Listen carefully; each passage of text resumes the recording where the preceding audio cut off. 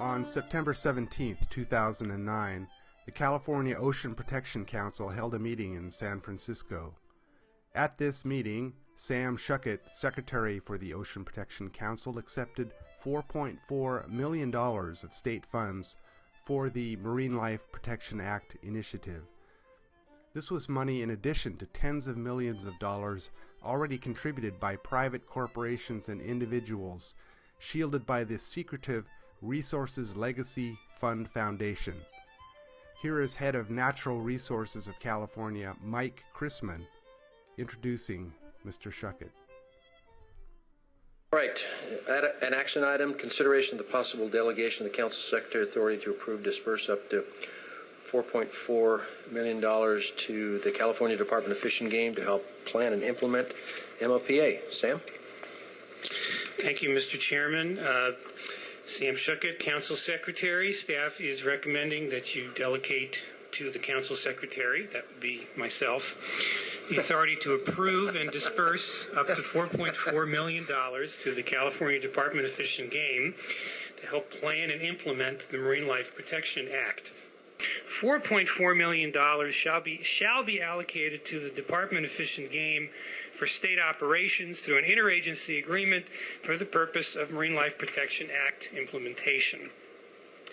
So those are our marching orders. And in addition to the exemption, we also need cash. And as I mentioned, we don't have cash for our bond funds, and we won't until there's a new sale of bond funds. So in the interim, we expect to use Tideland's oil money to fund the department until the bond cash is released. And we have over $1 million of the Tideland's money, so that should take care of us for a while. Because the department needs cash. Absolutely. Soon. Just by way of background, you have already invested $33 million in the Marine Life Protection Act, including $16 million for baseline monitoring in the regions, $15 million of habitat mapping, and $2 million to launch the monitoring enterprise at the Ocean Science Trust. But it is kind of a novel situation for us to be in, and I'm happy to take questions. I know you have public comment. Okay. Questions or comments up here? Okay. Sam, thank you. Thank you. You bet. Got a number of folks who wish to speak on this item. We're going to start with Linda Sheehan, followed by Steve Sullivan. When Mr. Sullivan got up to speak, he talked about how the sonar mapping program for the Marine Life Protection Act was being conducted illegally. Here's Mr. Sullivan. Linda, Steve Sullivan, followed by Catherine Rhodes. Thank you. My name is Steve Sullivan. I'm an oceanographer, and I'm Vice President of Sea Surveyor Incorporated, a small oceanographic survey firm in Benicia, California. And although I applaud what you're doing in terms of philosophy, I have the unhappy task of speaking out against some concerns that I have about how your plan is being implemented. For the past 25 years, my small company, Sea Surveyor, has been conducting underwater sonar surveys in California.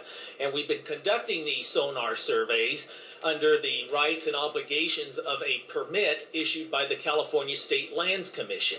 And that permit is called a Marine Geophysical Survey Permit. And we've been a permit holder for 25 years. One of the other permit holders is USGS, which has been a permit holder for 40 years.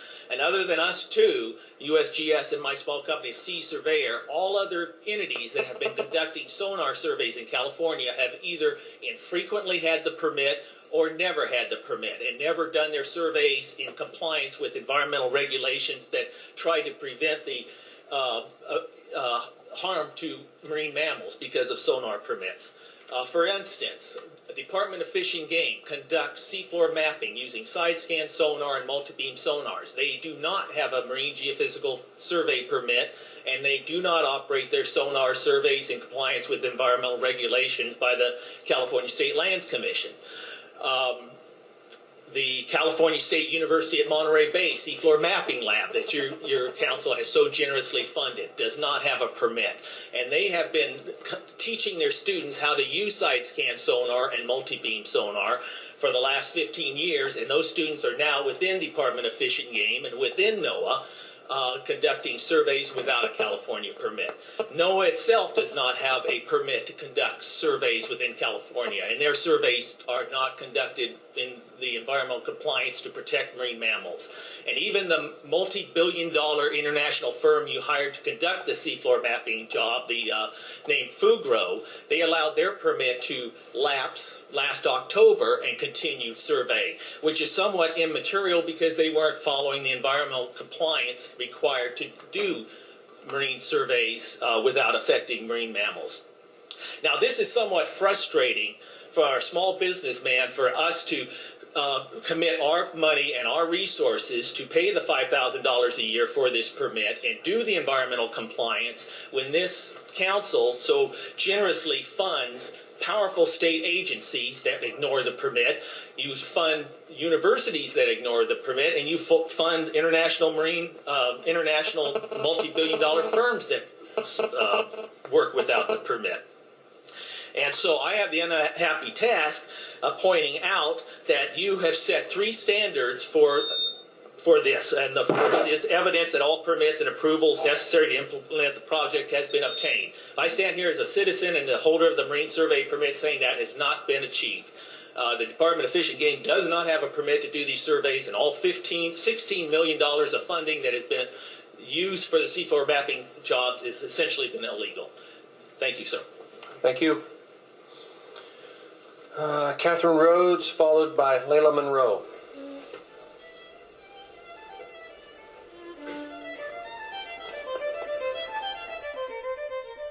On October 19th, 2009, just 32 days later, the seafloor mapping vessel working for the Marine Life Protection Act's Marine Map Project struck and killed a 72-foot blue whale. As Mr. Sullivan had warned, the vessel was operating illegally and did not have the Marine Geophysical Survey permit that Sullivan mentioned in his public testimony. And the MLPA's sonar mapping vessel did not have a marine mammal observer on board, which might have prevented the accident.